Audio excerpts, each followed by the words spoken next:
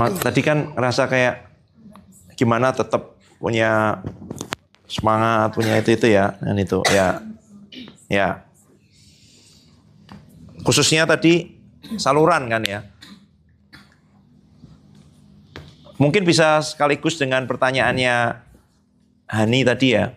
Kan dia belajar taat, memberikan, tapi hatinya kok belum gitu. Ya kan Kak? Dia belajar ngikutin itu, pergi, memberi, mau gitu. Tapi sudah dilakukan, tapi dia merasa kok hatinya belum sepenuhnya gitu. Ya kan Han? Kalau untuk menjawab pertanyaan Sani, saya percaya pertama pasti saya percaya Sani udah mulai belajar untuk jadi salurannya. Tapi gimana untuk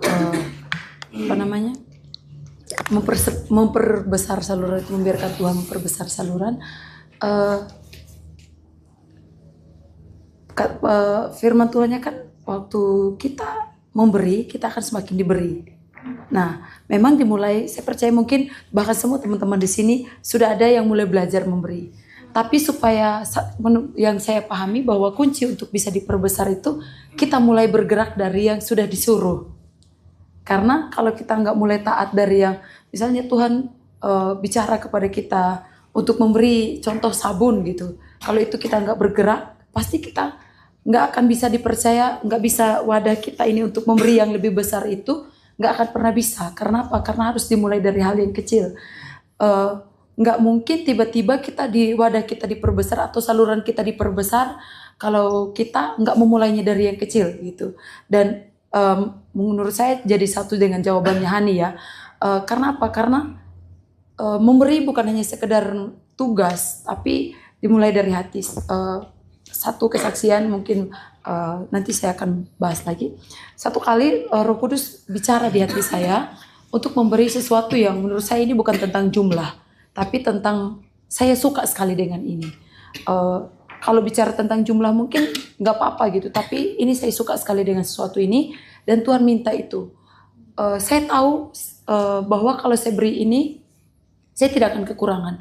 Saya tidak akan kekurangan, tapi saya belajar supaya saya memberi ini dengan benar-benar hati. Satu kali sebelum sampai ke situ, saya ingat dengan yang Papi Mami pernah cerita ke kami waktu Papi Mami pulang dari khotbah di satu gereja dan gereja itu memberikan persembahan kasih dan Papi Mami sampai ke satu gereja karena habis ibadah di gereja ini Papi Mami pergi ibadah lagi di gereja yang satu ini dan Roh Kudus bicara ke Papi Mami bahwa untuk berikan yang amplop yang diperoleh itu dan saya lupa apakah waktu itu Mami dapat duluan baru habis itu kasih tahu ke Papi dan Papi juga akhirnya tanya sama Roh Kudus tapi singkat ceritanya Papi ngasih itu dan masih butuh proses beberapa waktu dan Roh Kudus bilang apa salahnya sih kamu beri gitu. Apa salahnya sih kamu beri sama Tuhan gitu. Kan gak salah kamu beri.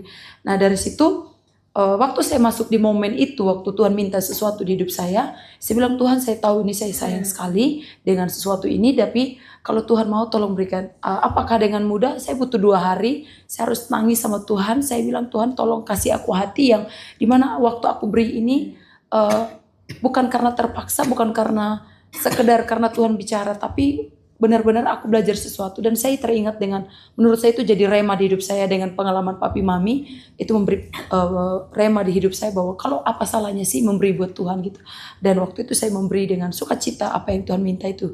Nah itu yang menurut saya bagi teman-teman kalau waktu kamu harus punya kembali lagi seperti yang Papi bilang bahwa kamu harus punya rema khusus dari tentang memberi karena sekali lagi bahwa terlepas dari apa yang Tuhan minta dari hidup kita bahwa sebenarnya Tuhan tidak sedang mencuri, Tuhan sedang tidak merampas dari apa yang kita punya. Tapi waktu saya terberkati sampai hari ini dengan video yang pernah saya nonton waktu saya mungkin semester 2 waktu Tuhan minta boneka yang kecil yang dipegang sama anak kecil itu dan ternyata bapak itu punya boneka yang lebih besar di belakangnya. Nah kadangkala saya juga pernah merasa ada di posisi seperti itu waktu saya berpikir bahwa Tuhan ini taunya mencuri, Tuhan ini merampas gitu. Tapi sebenarnya dia itu Bapa yang baik waktu dia minta sesuatu bahwa sebenarnya dia mau mengembalikan itu, memberi yang terbaik daripada kita. Tapi posisi hatinya jangan kayak gitu dulu. Oh aku memberi ini nanti Tuhan akan kasih aku sesuatu yang lebih besar. Bukan, hatinya jangan ke situ dulu. Tapi percaya bahwa Bapa itu tidak mencuri ataupun merampas di hidup kita. Tapi waktu dia minta sesuatu di hidup kita, dia tuh tahu kok entahkah sesuatu yang kita genggam ini akan membahayakan kita, atau sebenarnya dia punya sesuatu yang lebih besar dari itu. Itu urusan Tuhan. Tapi sekali lagi waktu dia minta sesuatu di hidup kita itu, karena sebenarnya dia tahu di balik itu semua itu lebih penting dari kebutuhan kita itu dari apa yang kita pegang. Ada sebenarnya dia menyediakan yang lebih besar dari itu. Jadi bagi saya kita harus punya rema khusus di bagian memberi. Entah itu pengalaman dari orang tua rohani kita ataupun firman yang Tuhan kasih di hidup kita gitu. Dan itu menurut saya yang dipraktekkan sekali lagi yang Papi juga sering ngajarin ke kita, yang menurut saya itu rema yang diturunkan dari Pak Adi, yang bilang bahwa memberi itu tidak selalu dimulai dari apa yang kita punya, tapi dimulai dari kerinduan gitu. Dan saya percaya teman-teman sudah sering sekali mendengar rema ini, dan harus dimulai, karena menurut saya kalau dimulai dari kerinduan pasti itu tidak berdasarkan apa yang kamu punya, pasti dimulai dari hati kan yang punya. Dan kalau kita sudah memulainya dari kerinduan, pasti itu nggak ada pergumulan ya, maksudnya pasti itu hati kita pasti akan beres waktu kita memberi itu, karena bukan dimulai dari yang kita punya tapi dari kerinduan gitu. Dan sekali lagi bahwa untuk memperlebar, untuk memperluas atau memperbesar kapasitas jadi saluran ataupun untuk menerima dia yang dari Tuhan, saya percaya bahwa kamu harus memberi dari apa yang kamu punya. Satu kali saya menerima uang dan Roh Kudus bilang gini, kamu tahu nggak kenapa Roh Kudus bicara di hati saya, kenapa berkat itu seperti tidak mengalir sempurna di hidupmu. Kenapa? Karena kamu mencoba menahan. Saya ini tipe orang yang berapa uang yang saya keluarkan saya ingat. Meskipun terlihat beberapa teman saya bilang bahwa saya ini boros, tapi sebenarnya saya cukup memperhitungkan uang, berapa yang saya harus keluarkan untuk kebutuhan pribadi, berapa yang harus saya beri ke orang, dan tentu jalan sama Roh Kudus. Tapi ternyata Roh Kudus bilang begini. Nah kadangkala bagi saya waktu itu Roh Kudus menjelaskan ke saya, berpikir bahwa contoh uangnya 1 juta nih, ini aku nih harus hemat-hemat nih, gimana supaya 1 juta itu cukup untuk sebulan gitu. Tapi ternyata bahwa bukan begitu, Tuhan tidak selalu seperti itu. Kadang bahwa bagaimana Tuhan supaya memberi kepada kita, tentu kita harus mengosongkan wadah kita. Saya ingat satu pembicara pernah bilang bahwa sebenarnya Tuhan mau pengen memberi, tapi masalahnya kita terlalu penuh. Penuh dalam artian uang yang kita punya itu kita menghemat-hematnya untuk mencukupkan kita dalam 1 bulan itu. Harusnya waktu Tuhan gerakkan kita untuk memberi, Tuhan mau memberi kita yang lebih banyak dari itu. Makanya kenapa, bagaimana Tuhan bisa memberi itu kalau kita tidak mengeluarkan apa yang dari yang kita punya gitu. Jadi wadah yang diperbesar itu nggak akan bisa terjadi waktu kita tidak mengeluarkan apa yang kita punya. Kalau kita cuma penuhnya 1 mangkok dan kita nggak mengeluarkan dari 1 mangkok itu, dan Tuhan mau mencurahkan 2 mangkok, Tuhan nggak akan pernah bisa curahkan itu kalau kita nggak mengeluarkan dari yang 1 mangkok itu. Itu sih yang pelajaran-pelajaran yang coba saya praktekkan di hidup saya, bahwa sekali lagi untuk punya saluran yang besar, untuk dipercaya besar, untuk itu kita harus mulai dari apa yang kita punya, beri itu, atau yang Papi Mami bilang dimulai dari kerinduan. Semoga menjawab. Thank you Papi. Oke, thank you Kak. Coba pertanyaan Sani yang kedua Kak Oscar, dijawab Kak Oscar. Banyak pilihan tapi tetap memilih jalannya Tuhan.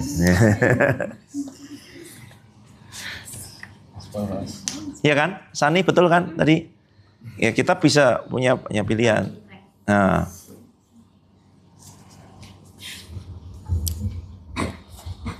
Oke.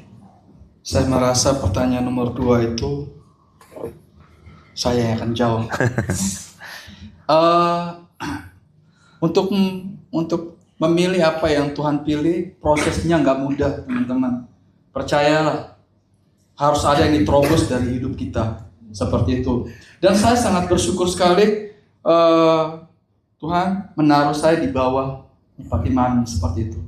Saya ingat sekali Pak Adi pernah bilang begini, oh Anda itu sebenarnya tidak lulus cepat supaya Anda bertemu dengan Pak Roni sama Ibu Mary. Seharusnya saya lulus tahun 2018, tapi saya tertunda 2019.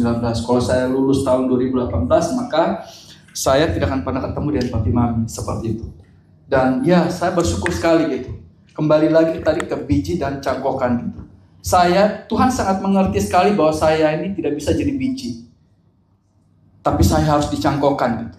Memang ada orang-orang yang jadi biji ya, seperti yang Papi sudah sebutkan. Orang-orang yang jadi biji prosesnya begitu lama dan lama gitu. Dan Tuhan sangat mengerti bahwa saya ini tidak akan pernah bisa jadi biji. Saya akan menjadi pengembara. Saya harus dicangkokkan di bawah kepemimpinan seseorang. Karena ada hal-hal yang harus ditumbuhkan, yang harus diproses lagi untuk saya sampai kepada janjinya Tuhan. Termasuk mengikuti atau tetap memilih apa yang Tuhan mau. Jujur teman-teman, untuk hal ini ada banyak hal dalam kehidupan saya memilih sendiri gitu.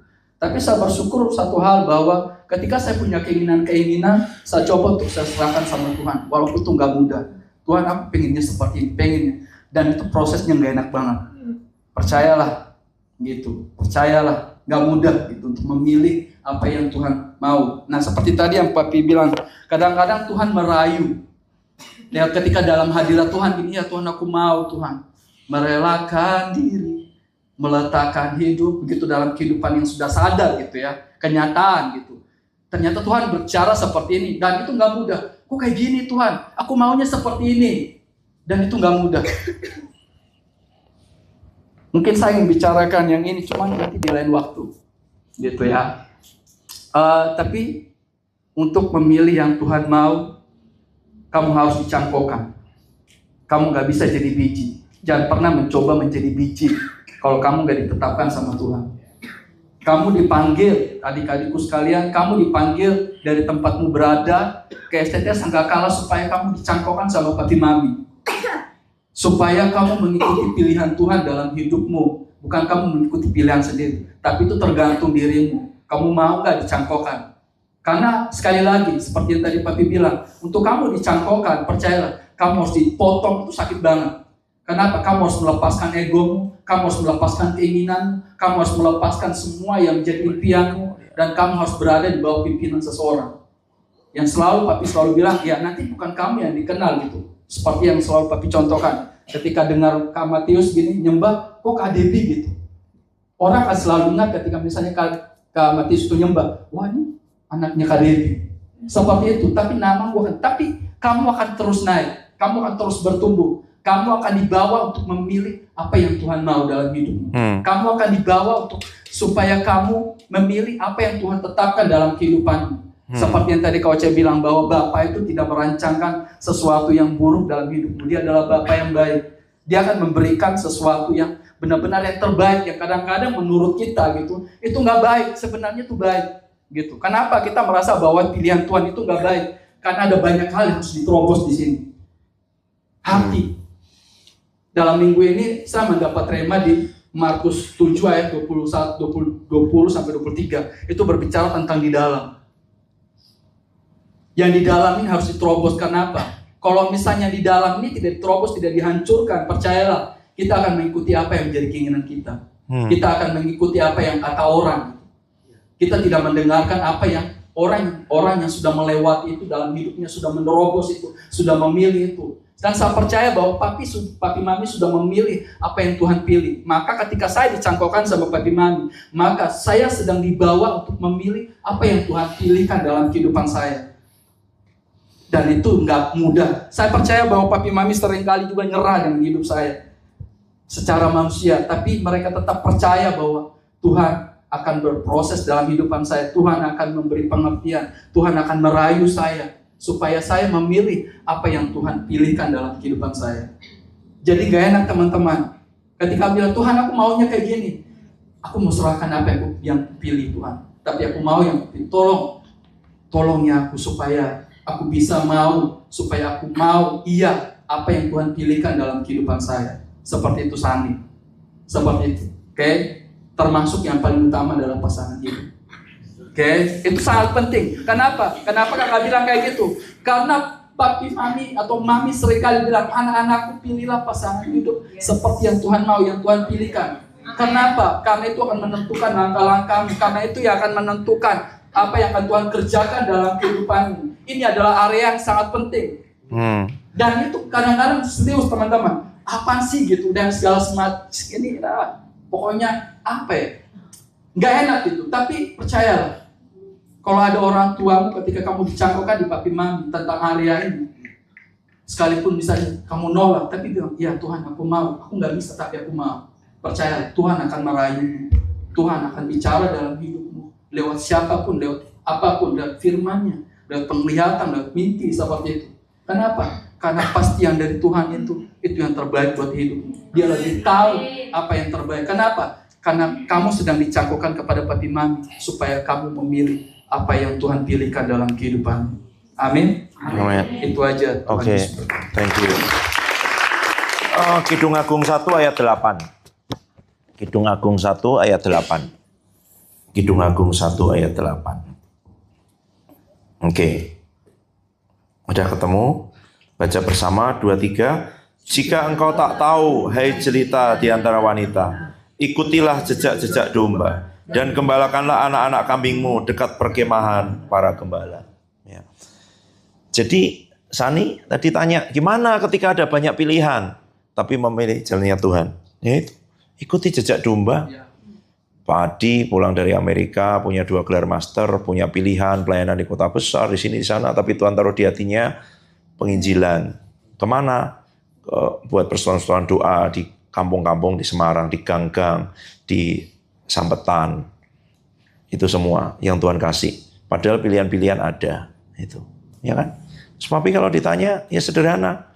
Kenapa kok kamu ada di sini dengan ini semua? Ya karena tahun 76 ada orang pulang dari Amerika dengan 2 gelar master, dia mau ikuti kehendak Tuhan kok. Itu.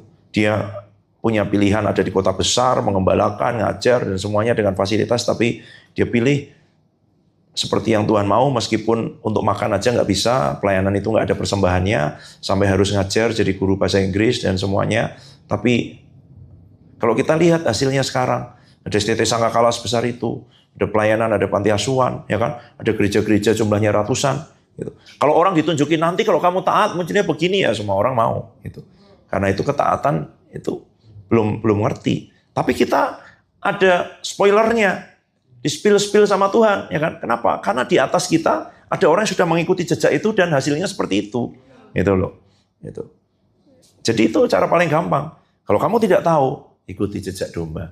Orang yang sudah jalan di depanmu mengikuti jalurnya Tuhan itu, mengikuti kemana Tuhan mau. Itu caranya. Itu memang begitu. Gimana? Mengembalikan kemuliaan yang sambil gini, coba semester 1 kamu siapkan 1 pertanyaan aja, tulis di notesmu, gitu ya, nggak apa-apa 1. Karena saya barusan dikabarin kolam renangnya masih dipakai baptisan oleh gereja lain itu.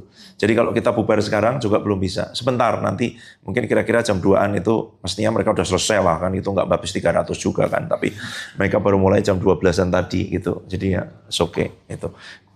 Bukan orang lain kok, ini CKI juga. Gitu ya. Mengembalikan kemuliaan yang hilang, tadi apa ya? Memadamkan, berkobar. Kita bisa memadamkan roh, bisa mendukakan roh, tapi bisa biarlah rohmu menyala-nyala ya, gitu ya. Terus berkobar dengan itu. Mengembalikan kemuliaan yang sudah hilang. Ada harganya sih. Tadi yang saya barusan diingetin adalah pengalaman Kathryn Kuhlman. Kathryn Kuhlman memilih sendiri, ya kan? Dalam pergumulannya, kalau kamu baca itu orang-orang yang senang dia bergumul antara mister dengan master. Mister itu panggilannya sayang dia terhadap laki-laki yang dia cintai itu, penginjil, punya karisma luar biasa. Dan penginjil itu berkata kepada dia bahwa dia sudah bercerai dengan istrinya. Makanya Kathryn Kuhlman memutuskan untuk menikah. Padahal sahabat-sahabatnya dia tahu bahwa enggak, jangan. Itu suami orang, itu semua. Tapi karena laki-laki itu berkata demikian dan ternyata tidak. Waktu dia menikah, baru kemudian keluarganya tahu dengan itu semua, baru kemudian laki-laki itu bercerai dengan istrinya. Dan apa yang terjadi selama dia menikah itu bertahun-tahun, saya lupa, mungkin cuman beberapa tahun kok. Gitu. Dia diganggu terus, dia bergumul terus dengan itu semua sampai akhirnya dia mengambil keputusan memilih antara mister atau master, antara suaminya atau Tuhan. Karena suaminya itu bukan pilihan Tuhan, itu dia pilih sendiri karena dia jatuh cinta, karena dia suka, karena dia mau, meskipun suami orang, tapi dia berjanji, enggak, aku udah berpisah dengan istriku, ternyata belum. Itu. Dan apa yang terjadi bertahun-tahun setelah itu, Kathryn Kuhlman dia memutuskan meninggalkan suaminya, meninggalkan laki-laki itu yang sebenarnya adalah istri orang. Dan kemudian dia mau kembali, mau melayani Tuhan, mau itu. Tapi tahu nggak, tidak ada satu orang pun mau terima dia. Sudah diundang, sudah ada di poster, dia sudah ada di panggung. Dan ketika, ini Kathryn Kuhlman, itu, kamu ngambil suami orang. Tidak jadi, sudah di panggung, sudah datang, tidak jadi. Pergi ke tempat lain, sudah diundang, sudah. waktunya mau kebaktian, mereka bilang, oh tidak jadi. Penolakan bertahun-tahun. Bisa. Kalau kita lihat hidupnya, kemuliaan Tuhan setelah itu jauh lebih besar. Tapi harganya juga sangat mahal. Itu sesuatu yang pernah dipadamkan, ya kan? Karena keinginan, karena itu semua. Gitu. Masih bisa dalam pengalaman Kathryn Kuhlman, masih bisa. Karena dia kemudian ngalamin banyak hal, ya kan? Dia ngalamin yang namanya jalan buntu, mati. Dia bilang Kathryn Kuhlman sudah mati ribuan kali, sampai satu kali dia bisa ngomong gini, Kathryn Kuhlman, kamu ya yang ngambil suami orang itu ya? Siapa? Kathryn Kuhlman itu kamu yang ngambil suami. Kathryn Kuhlman yang itu sudah mati. Sampai dia ngerti dia sudah mati bersama Tuhan Yesus. Dan sekarang dia ciptaan yang baru, sudah dipulihkan. Tapi itu butuh panjang proses gitu ya. Itu yang terjadi. Tapi seringkali kadang ada jalan-jalan, jalur-jalur itu yang harus dipotong oleh Tuhan supaya dia tidak menyimpang semakin jauh. Gitu loh. Itu supaya dia tidak hilang kemudian menyesatkan banyak orang juga itu. Jadi kadang ya seperti dipotong, seperti pintu itu ditutup gitu ya. Itu. Karena itu tadi nggak bisa kembali ke situ ternyata gitu. Gimana ngomonginnya? Gitu. Ya, tapi selama kamu punya kesadaran, punya pergumulan, ini kok ada yang hilang, ini kok ada yang kamu punya di dalam hatimu kegentaran untuk mendukakan roh Tuhan, untuk tidak memadamkan roh, sebenarnya itu indikasi yang bagus. Bahwa kamu, kalau orang memadamkan roh, mendukakan roh, seringkali dia nggak sadar loh. Tapi kalau kamu punya di dalam hatimu, Tuhan jagai hatiku terus dengan seperti itu, kamu takut kalau kamu sampai mendukakan, memadamkan roh, itu sebenarnya indikasi yang bagus bahwa kamu sedang tidak kepengen untuk roh itu pergi dari hidupmu, kamu terus pengen bahwa dia ada di hidupmu gitu. Itu ya. Jadi itu. Mami mau jawab? Mami jawab hati. Ya. Jawab yang tentang sikap hati itu tadi ya. Nomor 3 itu pertanyaannya Hani ya. Ya. Nomor 4 misalnya. Ya. Tentang hati ini kan benar-benar ya. Bicara tentang hati itu kadang bisa aja sih kalau pemimpinmu misalnya dikasih tanggung jawab atau tugas baru dari Tuhan. Misalnya nih sekarang kita lagi gerak ke anak-anak muda, orang-orang muda, SMP, SMA gitu. Semua penginjilan, bagi makan, semua arahnya ke orang-orang muda gitu ya. Mungkin dulu kamu pelayanannya di rusun anak-anak gitu ya. Sekarang kamu harus memaksa dirimu untuk cari anak muda. Mungkin kalau secara panggilan karunia, aku sukanya anak-anak gitu kan ya. Ini yang semester 1 dan 3 kan kemarin Mama Mimo ya, panggilannya sesuai dengan apa yang kamu suka ya. Tapi masalahnya kadang itu Tuhan tuh sengaja membawa kita ke tempat yang kita nggak suka. Itu masalahnya. Mami mengalami apa yang Hani dan mungkin Kak Misael dan Kak Hani rasakan. Ingat gak? Waktu itu aku pernah cerita ketika Tuhan ngomong dulu ke papimu pergi ke STT Sangkakala dan sebagainya. Mami yang pertama kali tidak setuju gitu ya. Aduh, ke orang muda gitu ya. Padahal tuh dulu aku melayani orang muda dan aku suka orang muda dan aku cinta orang muda. Tapi aku juga cinta anak-anak. Aku tuh suka sekali anak-anak. Saya dulu pernah punya teman baik saya cerita ke teman baik saya seperti ini. Kenapa ya kok kalau aku itu melayani anak-anak muda, aku senang sih. Aku senang banget karena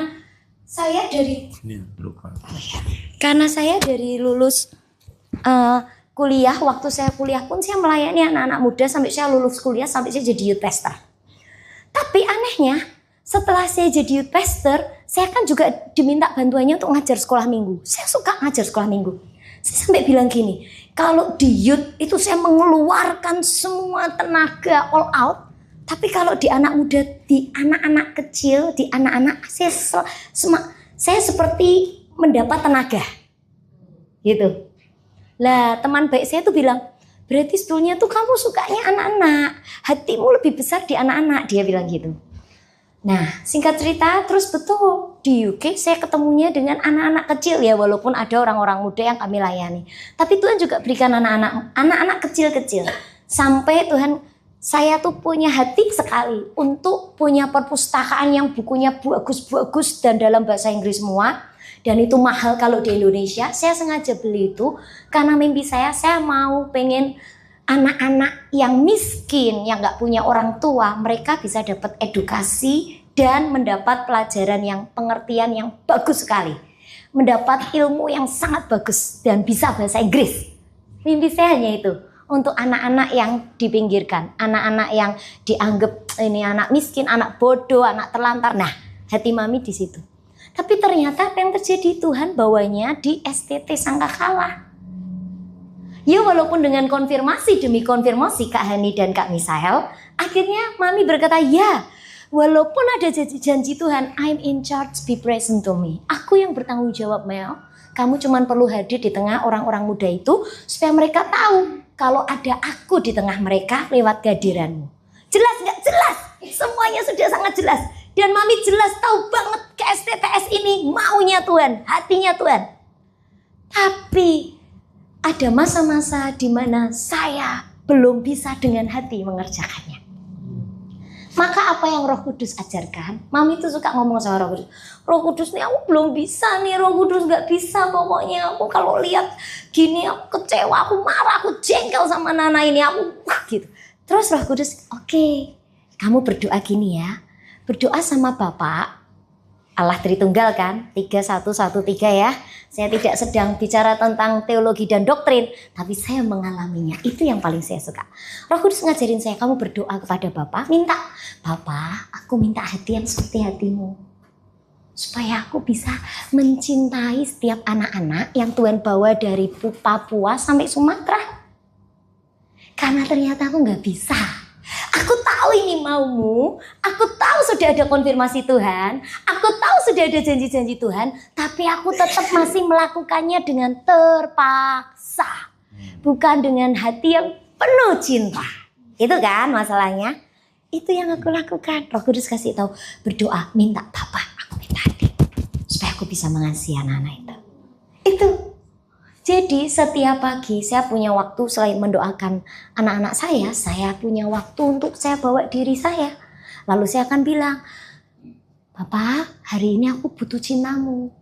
Supaya aku bisa mencintai semua anak-anak. Apapun masalah persoalan yang akan aku hadapi sepanjang hari ini, aku mau cintamu yang besar. Yang kedua, Roh Kudus tambahkan setelah punya hati. Minta mata yang seperti matanya Tuhan Yesus. Jadi ketika aku ngelihat anak-anak orang-orang muda yang hebat dan luar biasa ini up and down gitu kan. Tadi ada yang nanya gimana caranya biar bisa. Roh Kudus kasih tahu, minta matanya Tuhan Yesus. Karena kalau matanya Tuhan lihat anak ini hari ini jatuh terus. Tapi ketika kamu tanya Tuhan, kalau di matamu anak ini tuh kayak apa sih? Nah, nanti Tuhan tunjuk ini. Anak ini kayak gini loh. Nanti tuh dia akan begini. Ngerti nggak? Nah, itu caranya. Jelas ya? Nggak apa-apa. Sampai itu jadi cinta tuh kamu harus bertahan di situ dulu. Dengan kekuatanmu. Tidak. Dengan Roh Kudus. Nanti Roh Kudus ajarin. Minta hatinya Bapak. Terus minta matanya Tuhan Yesus, mata yang penuh belas kasihan dan cinta. Lihat jiwa-jiwa terlantar aja di Tuhan tergerak belas kasihan. Kayak gitu. Itu ilmu hati. Kalau kemuliaan Tuhan bisa hilang nggak?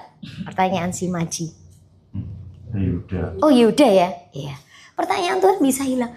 Kemuliaan Tuhan mungkin bisa saat itu tidak ada di hidup kita. Tapi kabar baiknya Roh Allah, Roh Kudus tidak pernah hilang dan pergi dari hidupmu. Ngerti nggak? Nangkep nggak? Kemuliaan Tuhan bisa saja, harusnya kemuliaan Tuhan mau dinyatakan luar biasa di hidupmu nih. Tapi mungkin karena kamu meleset, apa-apa nggak tepat dan sebagainya, nggak mau dan sebagainya, menolak dan sebagainya. Terus itu kayak kamu merasa, kok aku nggak kayak gini lagi ya?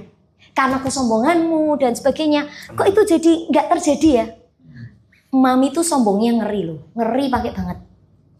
Jadi pernah waktu itu Mami dan Papi ke tempat pelayan gerejanya Pastor Cahya, lalu kami pun juga didoakan sama beliau. Itu Mami juga rebah, lalu berkali-kali tuh Mami didoain.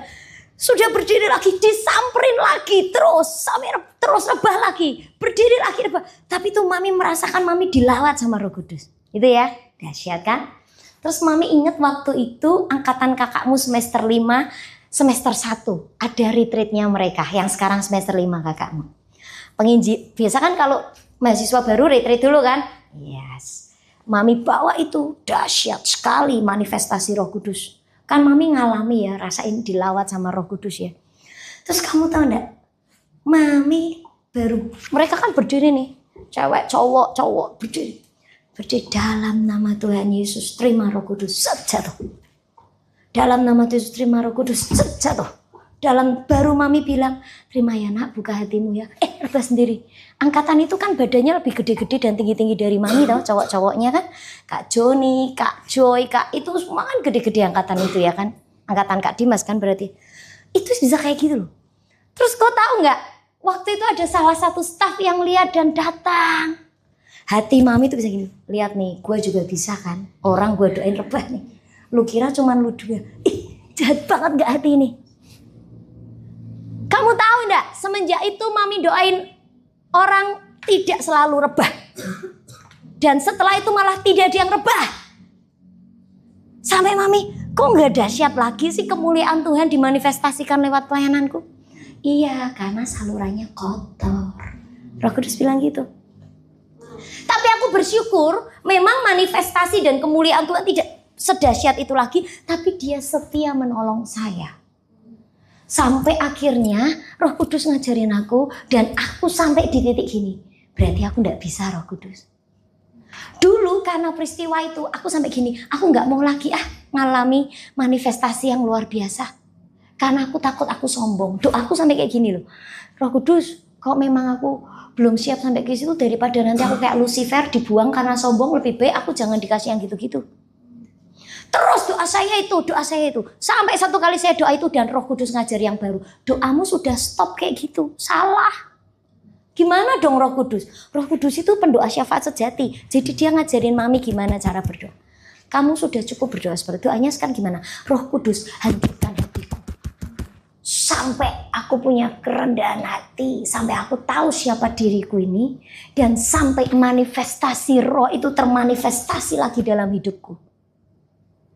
Nangkep enggak? Kalau dulu sampai aku nolak loh, aku enggak mau lagi. Aku takut kalau aku jatuh dalam kesombongan. Tapi Roh Kudus bilang, oke, sekarang waktunya doamu enggak gitu, dibalik. Ajari aku supaya aku punya kerendahan hati, remukkan, hancurkan hidupku, supaya kamu bisa menyatakan kedahsyatan kemuliaanmu yang ajaib lewat pelayananku Tuhan. Roh Kudus sampai ngajarin kayak gitu. Ngerti ya bedanya ya? Nah, seperti itu. Jadi memang kemuliaan Tuhan, karaktermu itu harus dibangun kuat. Karena karakter itu adalah tempat. Kalau karakter itu botolmu segini, maka kemuliaan Tuhan itu isi sebanyak botol yang kamu punya. Sebesar wadahmu. Jelas anakku. Kalau karaktermu segede gini, maka kemuliaan Tuhan yang bisa terjadi lewat hidupmu, melalui hidupmu ya hanya sebesar karaktermu itu. Begitu karaktermu langsung sombongan datang gitu jebret, dia akan lari.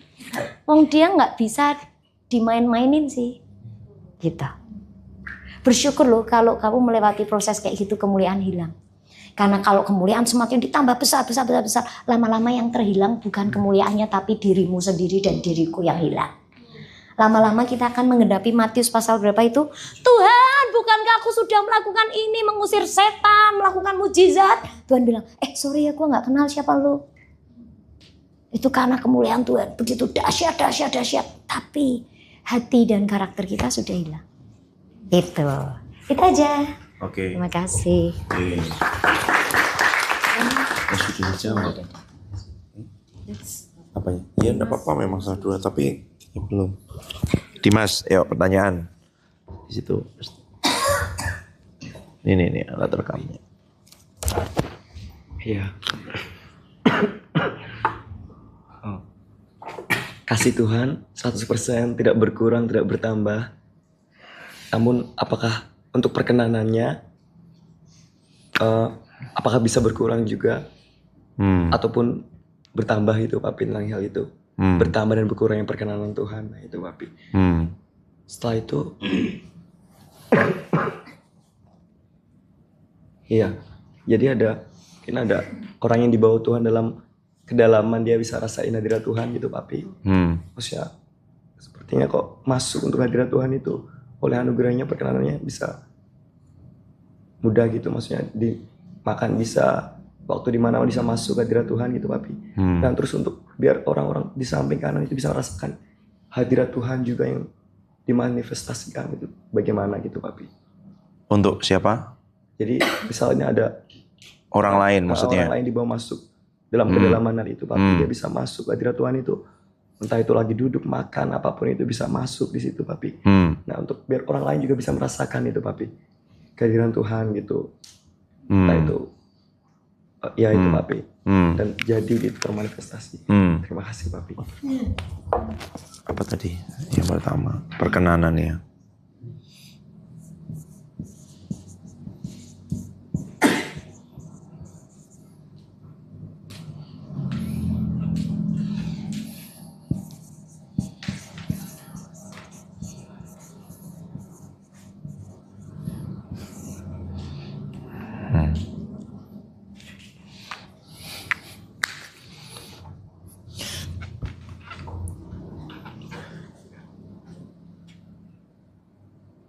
Kalau jawabannya Pak Adi itu gini, semua orang boleh nggak dekat-dekat sama Tuhan Yesus? Boleh.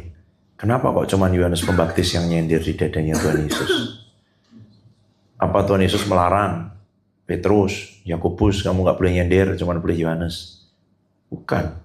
Itu kerinduan kita, kesediaan kita untuk terus mendekat kepada Tuhan itu. Kasih Tuhan, ya kan, tidak terbatas, tidak berubah, ya kan, kekal, sama. Tapi seberapa kita mau membuka diri kita untuk menerima, itu akan menentukan, gitu loh. Dan kapan orang membuka diri untuk menerima? Waktu dia tahu bahwa dia tidak mampu, dia tidak bisa, dia tidak layak, gitu. Makanya firman Tuhan bilang begini, pelacur pemungut cukai akan mendahului kamu masuk kerajaan Allah loh, gitu. Karena mereka ngerti, aku perlu Tuhan. Kok aku bisa diterima ya? Orang yang punya hutang lebih banyak, mana lebih mengucap syukur dibanding dengan orang punya hutangnya sedikit waktu sama-sama dilunasi. Itu kata Tuhan Yesus kan? Kenapa kok perempuan yang dikenal sebagai perempuan berdosa, mungkin dia pelacur, mungkin dia itu semua, mengurapi Tuhan Yesus dengan minyak wangi yang harganya 1 tahun gaji, ya kan? Diseka kakinya dengan rambutnya, dengan sesuatu yang sangat berharga dari hidupnya, baik dari segi kehormatan maupun dari segi harga, uang. Sedangkan dia bilang kepada Simon, orang Farisi, kamu aja tidak membasuh kakiku dengan air. Padahal itu kewajiban bagi seorang tuan rumah. Kalau ada tamu datang, karena di sana dulu pakai sandal, tali-tali gitu. Semua kena debu, kena kotoran hewan, jalannya tanah semuanya. Pasti pakai air aja kamu enggak loh. Tapi dia dengan air mata, dengan minyak wangi, dengan rambutnya. Karena kenapa? Orang yang banyak dihapus hutangnya, dia banyak berbuat kasih. Apakah kita lebih tidak berdosa dibanding perempuan itu? Tidak. Tapi kita belum ngerti aja bahwa kelemahan kita banyak. Gimana kita bisa ngalamin itu? Kasih Tuhan besar dalam hidup kita. Waktu kita ngerti, Tuhan minusku ini 100. Gitu. Jadi kalau aku cuma terima 50, itu masih minus 50. Gitu. Nah, orang itu semakin ngerti. Gitu. Dulu, saya sering kasih contoh gini. Kalau kamu datang itu agak jauh dari lampu, kamu merasa kamu baik-baik aja. Makanya yang perempuan, kalau kalian lihat meja rias itu, lampunya banyak. Supaya tahu nggak ada yang meleset, nggak ada yang luput untuk dibedaki, untuk itu semua ya, untuk di make up.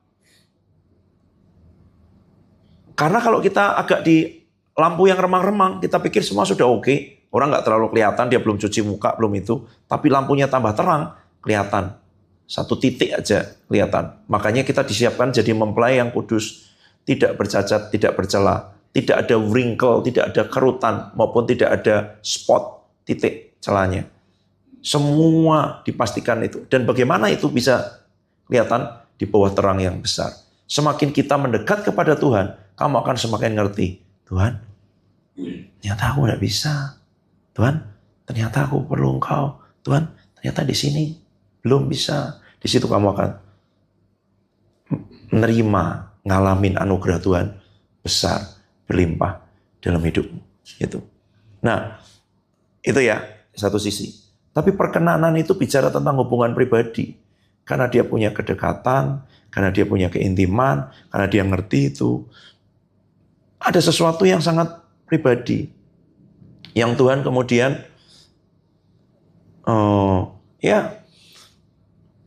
saya lupa ayatnya, bunyinya gini, kira-kira waktu Tuhan Yesus bangkit, nanti dia bilang gitu. Beritahu kepada Petrus dan kepada murid-murid yang lain. Gitu. Coba, ada enggak ayatnya? Kalau enggak ketemu, enggak apa-apa. Tapi kalau bisa ketemu.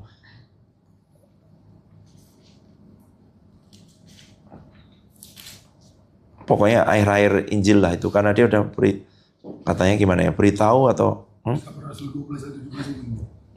gimana? Apa bunyinya? Tapi Petrus memberi isyarat dengan tangannya supaya mereka diam. Lalu yang menceritakan bagaimana Tuhan menuntunnya keluar penjara, katanya, beritahukanlah hal ini kepada Yakobus. Bukan, Injil. Waktu Tuhan Yesus setelah bangkit, dia ngomong. 16 ayat 7. Matius. Markus 16 ayat 7.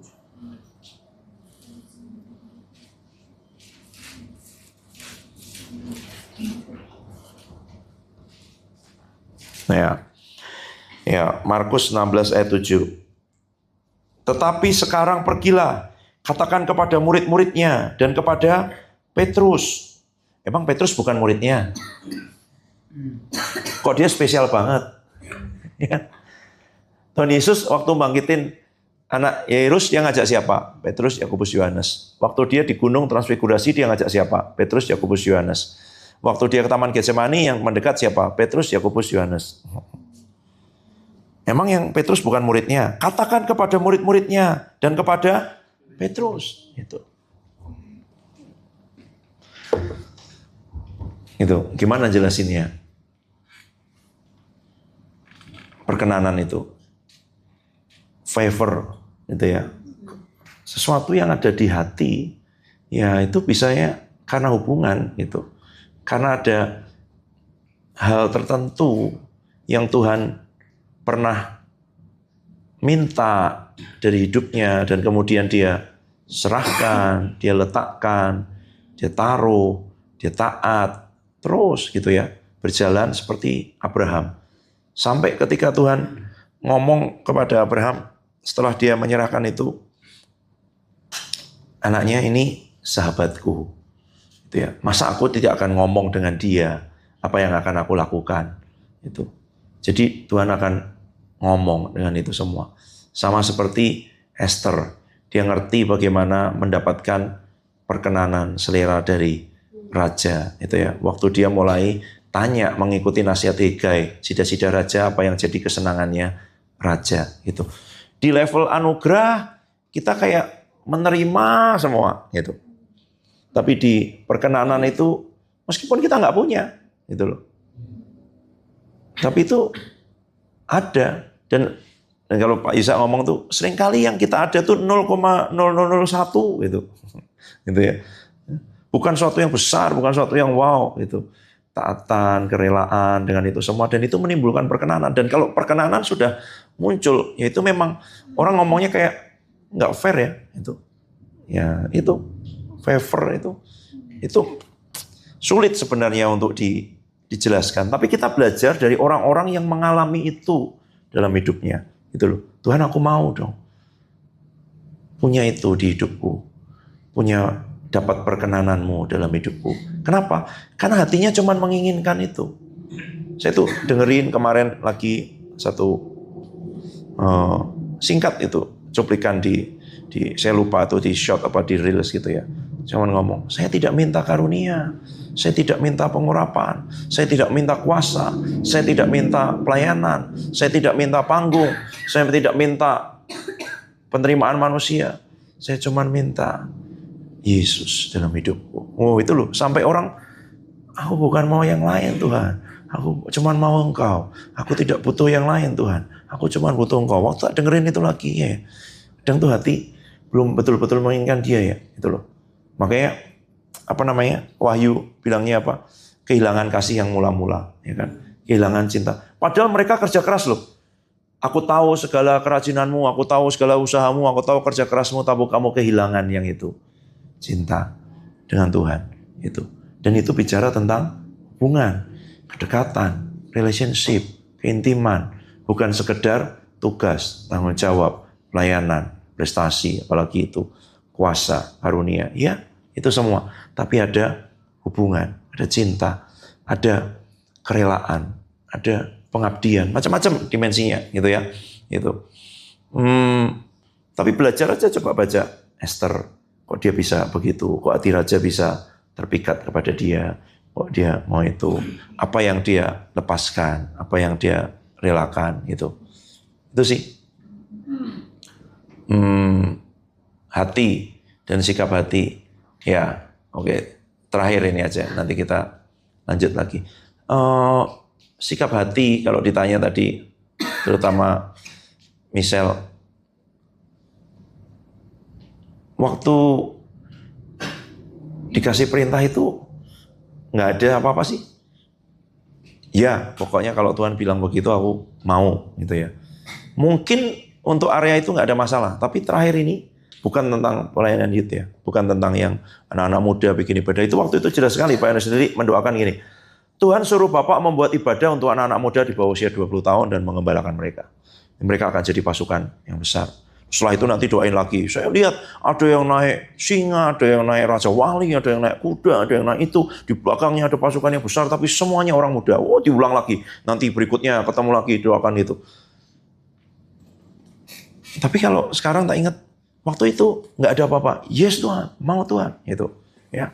Tapi terakhir itu, berapa waktu ini Tuhan baru ngomong sesuatu yang bicara tentang ya terkait orang-orang muda juga, tapi satu hal yang lain. Itu tuh di hatinya Papi ya. Nolak tidak berani, membantah tidak berani, nawar juga tidak berani, tapi jalani masih hatinya berat. Ada juga. Oh iya Tuhan. Belum. Sampai hari ini pun aku ngerti belum sepenuhnya. Tadi tak serahkan lagi, kemarin malam itu lagi gitu. Tapi tidak berani pergi, tidak berani nolak, tidak berani nawar, tidak berani mempertanyakan. Gitu. Tapi juga belum cinta, belum, gitu ya. Kerelaan belum penuh, gitu. Tapi tetap ada di situ, gitu loh. Karena Tuhan bawa ke tingkat yang lebih lagi, gitu loh. Yang dulu aku bilang, nggak ada itu. Pokoknya dia bilang ngomong apa aja, yes, gitu. Kan Tuhan tahu, ya kan? Seperti orang muda yang kayak tadi, area mana yang ketika kamu diminta itu, Tuhan, ini mustahil buat manusia. Tapi buat itu, pokoknya itulah. Yang ini ngerti aku, belum. Cinta masih jauh, kerelaan belum penuh, gitu ya. Tapi juga tidak berani. Nah, terakhir. Minta dipasangkan sama Tuhan, jadi pasangannya Tuhan. Satu kuk, karena Tuhan memberi tawaran. Mari kepadaku yang lesu berbeban-berat, aku akan memberi kelegaan. Pikul kuk yang aku pasang. Dan kuk itu selalu bicara tentang pasangan. Jadi pasangan sama Tuhan, diikat sama Tuhan. Nah, diikat sama Tuhan, di level paling dasar, kamu akan berkata begini. Tapi kemarin tuh Papi bisa ngomong gini, berdoa gini, Tuhan, 6 tahun yang lalu aja, aku berlutut di ibadah chapel dan tahu kalau ini tidak hanya bicara tentang aku sakit. Ya, yang pertanyaannya Kak Sani tadi, waktu banyak pilihan tapi tetap memilih jalannya Tuhan, kamu harus belajar ngerti. Kalau kamu milih jalanmu sendiri, kamu akan sakit semua. Karena kamu satu pasangan sama Tuhan. Tuhan diam aja, kamu ke kiri. Tuhan diam aja, kamu maju. Tuhan maju, kamu diem. Kamu ditarik sama Tuhan, kamu narik Tuhan, kamu sakit nggak? Sakit semua.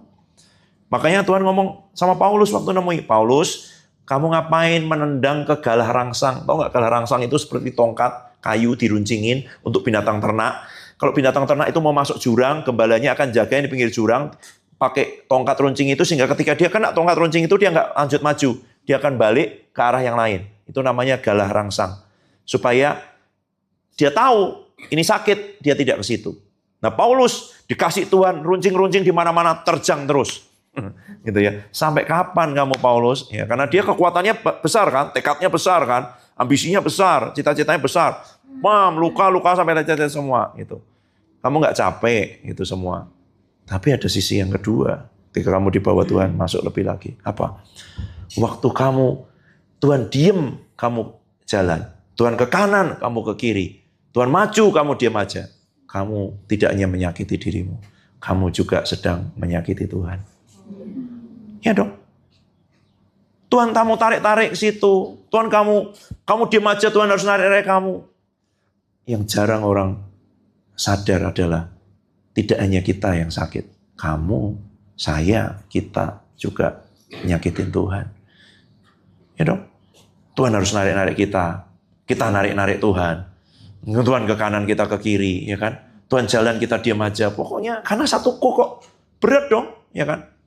Ya memang dia rela, dia cinta. Tapi perasaan itu bahwa aku membebani Tuhan, itu kedewasaan. Ya, yuk kita berdoa. Tuhan, Kau sedang mengajari kami banyak hal. Kau sedang menanamkan benih-benih kebenaran, jalur-jalur, jejak-jejak langkah yang sudah kami lewati, yang sudah hamba lewati dalam perjalanan bersama dengan Tuhan. Warisan-warisan iman, mutiara-mutiara kebenaran, rema-rema, kunci-kunci yang jadi dasar, yang jadi landasan, yang jadi akar buat kehidupan setiap kami, Tuhan. Terus ajari setiap kami, tumbuhkan, supaya kami tahu bahwa Tuhan menetapkan kami, membawa kami lewat jalur ini dalam kehidupan kami untuk kami mengiring Tuhan. Supaya dengan demikian ada banyak kegagalan, kesalahan yang tidak harus kami lewati, kami ulangi. Karena kami didapati jadi orang yang bijaksana, jadi orang yang berhikmat. Bukan berhikmat menurut dunia, tapi berhikmat menurut Tuhan. Sebab apa yang bodoh menurut dunia, yang dipandang rendah, dipandang hina, yang lemah menurut dunia, jauh lebih berhikmat menurut Tuhan ketika dia diberi hikmat oleh Tuhan, ketika Tuhan sendiri jadi hikmat kami, jadi kepandaian kami, jadi sumber kami, jadi pertolongan kami. Makasih Tuhan, Kau sedang mempersiapkan hidup kami, Kau sedang membentuk hidup kami, Kau sedang mengarahkan langkah-langkah perjalanan kehidupan kami, Kau sedang melatih tangan kami, Kau sedang melatih iman kami, Kau sedang melatih manusia roh kami, Kau sedang mengubahkan dan mentransformasi jiwa kami, pikiran, perasaan, dan kehendak kami ya Tuhan. Sekali lagi kami bawa hidup kami bawa Tuhan, biar ada cinta, biar ada kerelaan, biar ada pengertian. Supaya dengan demikian kami ngerti kalau ada banyak hal yang harus kami lewati, yang diajari Tuhan, yang dibentuk Tuhan, bahkan yang dituntut dari hidup kami. Sebab Tuhan mempercayakan banyak dalam kehidupan kami. Kalau kami dilatih lebih, kalau kami diminta melakukan lebih, kalau kami diminta berjalan lebih. Sebab Tuhan percayakan banyak hal juga dalam kehidupan setiap kami. Pengertian-pengertian itu masuk di hidup kami Tuhan. Roh pengertian, roh hikmat, roh wahyu. Supaya kami bisa melihat apa yang manusia duniawi, manusia jasmani tidak bisa lihat, manusia jiwani tidak bisa mengerti. Kami mengerti dengan roh kami. Ada yang kekal, ada yang abadi, ada yang sempurna, ada yang terbaik yang Tuhan sediakan, ada yang jauh lebih tinggi daripada setiap yang bisa kami pikirkan dan rancangan yang Tuhan siapkan buat kehidupan kami. Kami diberi keberanian masuk. Ketika Tuhan membawa kami masuk lebih dalam, ketika Tuhan membawa kami terbang lebih tinggi, di situ kami percaya Engkau Bapa yang setia, yang baik dalam hidup kami. Engkau tidak pernah bermaksud jahat buat kehidupan kami. Makasih Tuhan, makasih, makasih.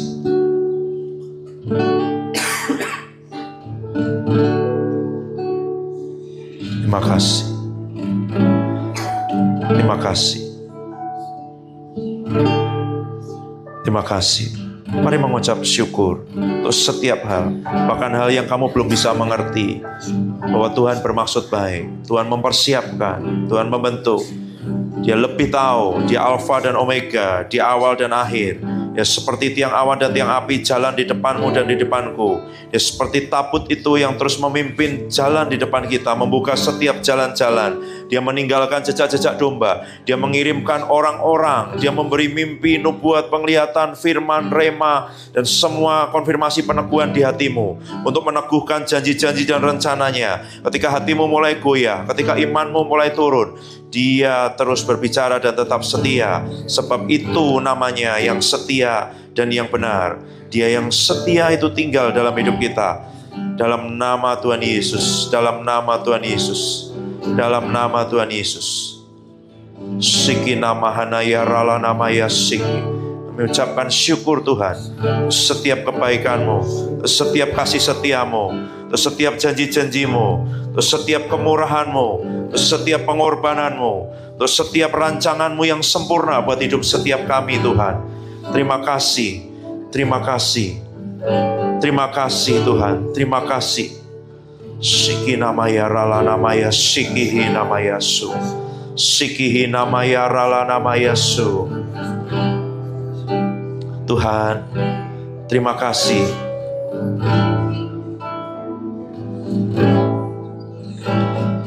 Ku tak membawa apapun juga saat ku datang ke dunia. Ku tinggal semua. Pada akhirnya saat ku kembali ke surga, inilah yang ku punya, inilah yang ku punya. hati sebagai hamba yang mau taat dan setia padamu Bapa. Kemana kan ku bawa hati yang menyembah dalam roh dan kebenaran sampai selamanya. Ulurkan tanganmu di hadapan Tuhan. Tangan yang sudah terisi dengan uang yang akan kau persembahkan di dalam kotak ini. Tuhan,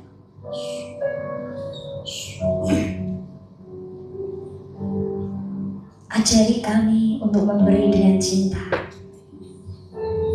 Sudah terlalu banyak yang disampaikan. Ampuni kami kalau kami belum punya wadah yang besar, jadi ada yang jatuh di pinggir jalan, ada yang jatuh di tanah yang berbatu. Tapi aku tahu Tuhan, ada yang jatuh di tanah yang subur. Tapi bukan berarti terus kami mau terus kami punya tanah yang berbatu atau benih itu jatuh di pinggir jalan. Enggak Tuhan, benih firman itu terlalu berharga. Jadi kami ya Tuhan, ampuni Roh Kudus, ampuni, beri kami pengertian supaya kami tahu ketika firman itu disampaikan dalam model apapun bentuknya, itu pun adalah benih yang sedang ditanam. Dan kami sekarang mau memberikannya pun karena kau kasih Tuhan. Kamu kembalikan kepadamu, berkati, sucikan dan kuduskan. Haleluya, amin. Inilah yang ku punya, hati sebagai hamba yang mau taat dan setia padamu Bapa. Kemana kan ku bawa hati yang menyembah dalam roh